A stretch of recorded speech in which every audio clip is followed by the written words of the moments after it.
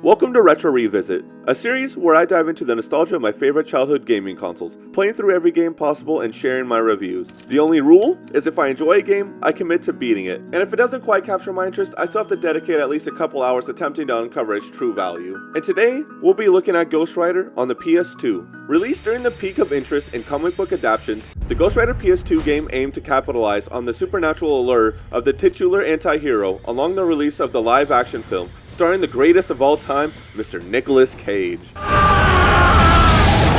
Developed by Climax Studios and published by 2K Games, they sought to blend fast-paced action with the dark gothic themes synonymous with the Hell King. Anticipation was high at the time among fans of the Marvel Comics series, eager to embody the fire vigilante on a journey of vengeance. The story was difficult for me to follow though, because the cutscenes in this game are essentially just comic strip plots with mediocre voice acting between the levels. This was likely due to budget cuts.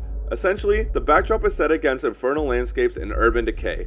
Mephisto, a powerful demonic entity, forces Ghost Rider Johnny Blaze into servitude by threatening Earth with unleashed demonic chaos. Mephisto manipulates Blaze's emotions and vulnerabilities, compelling him to embrace the Ghost Rider persona to combat escaped demons wreaking havoc on Earth. Funny enough though, they couldn't get the rights to Nicolas Cage in this, so none of the characters from the movie, except for the caretaker, even show up in the game. Throughout his journey, Blaze confronts various adversaries, including the likes of Blackheart and Lilith.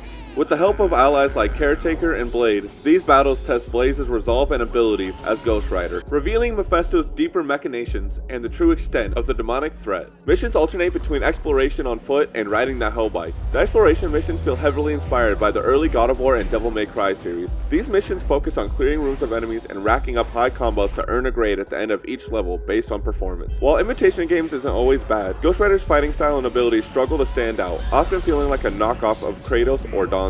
Players wield Ghost Rider's chain whip and engage in hand-to-hand combat, stringing together fluid melee combos and unleashing hellfire attacks to incinerate foes. Additionally, a shotgun can be used from a special meter bar that fills up from your attacks. If the meter becomes full, you can also perform one of Ghost Rider's most powerful abilities, the Penance Stare. This ability forces enemies to experience all the pain they've ever inflicted on others, dealing significant damage and is almost a one-hit kill to anything that is not a boss. The Hellbike missions, on the other hand, are completely what drove me away from this game. No pun intended.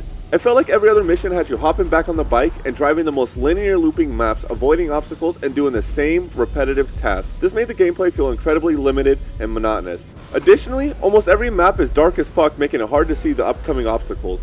Riding Ghost Rider's motorcycle was one of the main attractions for me to want to play this game in the first place, but it ended up being entirely disappointing. And from what I've heard, the developers had entirely different intentions on the bike aspect of the game, but had to change direction due to the limitations and budget cuts. In my opinion, they should have just completely cut these missions and focused their efforts on expanding the fighting action aspects of this game. While the controls are very responsive, combat can sometimes feel repetitive due to limited enemy variation and the restricted range of attacks and combo chains available, but this is partly influenced by the game's upgrade system. In the pause menu, there's an upgrade section where you can enhance and unlock new combos, abilities, and special collectibles using the souls you've collected from adventuring and slaying monsters during the missions. But the caveat is once you unlock certain moves and abilities, they replace existing ones, and there's no option to revert to your previous moves or change them if you prefer them. I find that the souls are collected fairly quickly, especially during the Hellbike missions. This allowed me to boost my health and abilities efficiently pretty early through my playthrough without becoming too overpowered and spoiling the challenge of the game. Visually, Ghost Rider delivers a brooding atmosphere with its gritty character designs and detailed environments.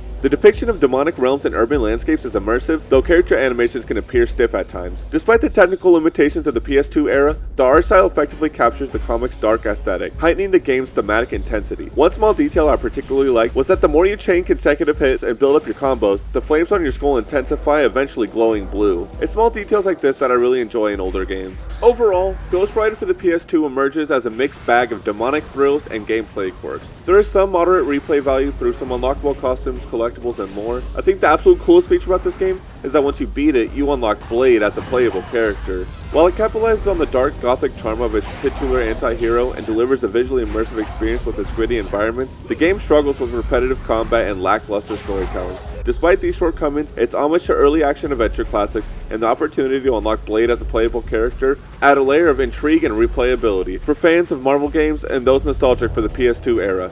Ghost Rider offers a flawed yet enjoyable journey into the fiery depths of vengeance and demon slaying. I ultimately got about 75% of the way through this game before just hitting a wall and not being able to complete it. I'll eventually beat this game since I got so close, but for now I'll leave this game with a rating of 6.5 souls out of 10. Thank you guys for watching, and I'm always taking recommendations on what games to play next, and until next time, I'll see you in the next one.